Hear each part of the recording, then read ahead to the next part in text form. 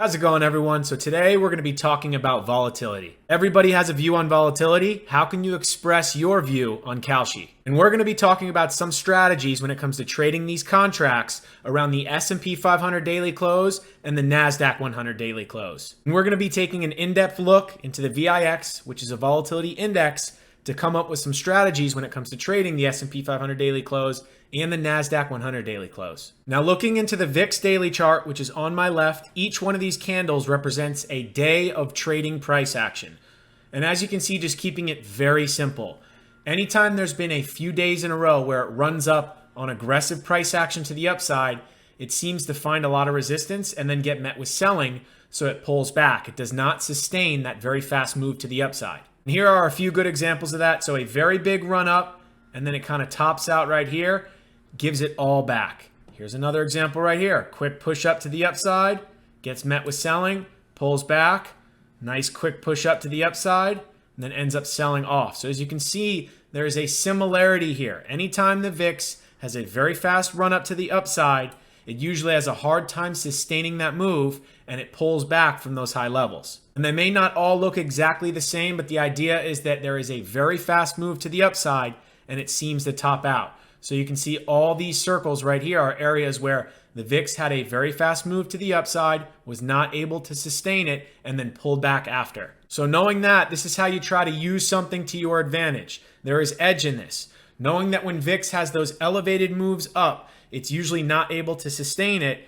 We can take that information and try to figure out how to apply a trading strategy to the S&P 500 daily close and the NASDAQ 100 daily close. Now what I've done is I've taken the S&P 500 daily chart, and it's now on the right side of the screen. And volatility is going to be an inverse correlation of the S&P 500 and the overall market. So whenever there are big spikes in volatility, that's when pullbacks are going to happen in the market. So this big spike in volatility led to this pullback right here on the ES. And then any one of these spikes is going to be where these pullbacks happen. So there's going to be some opportunity that I'm going to try to figure out and play out as far as a strategy when it comes to volatility and trading the S&P 500 close. But just to get a good understanding of what's going on, every single one of these pops in VIX is these pullbacks on the S&P 500. And it continues to show a common theme. So after VIX spikes and the market pulls back, and then VIX starts to give that move back, the market continues the uptrend like it's done in every single one of these times. And then finally, that last pop in volatility over here was this pullback to the downside. And then once VIX gave that move up, the market started to move back up to the upside. Now let's structure a trade idea. And this is going to be the S&P 500 daily close. And here are all the levels below as far as the zones. And what we're going to do is we're realizing that anytime there is a pop in the VIX, we're going to use that information to our advantage.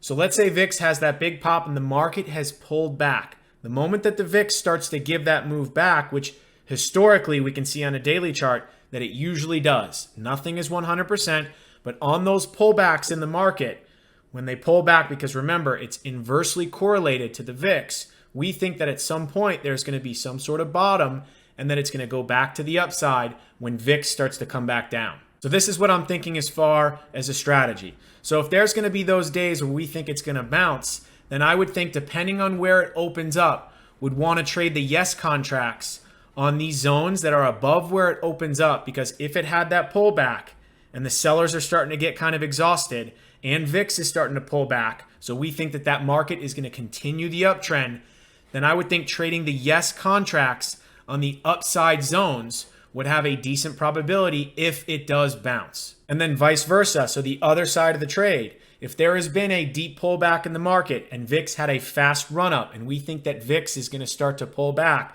meaning inversely the market would move back to the upside, then any of these zones that are trading lower than where it's currently at, we're going to want to trade no, because if you think that it's going to bounce, then the likelihood of the ES or the S&P 500 getting to these lower zones would be a low probability if it does actually bounce that day. So there are a couple unique ways when it comes to structuring this trade. Trading the yes contracts to the upside, anticipating a bounce, and then trading the no contracts to the downside, because if we're anticipating a bounce, then we don't believe price is going to go lower. And this is a great example on the S&P 500 daily close, but the same thing can go for the NASDAQ 100.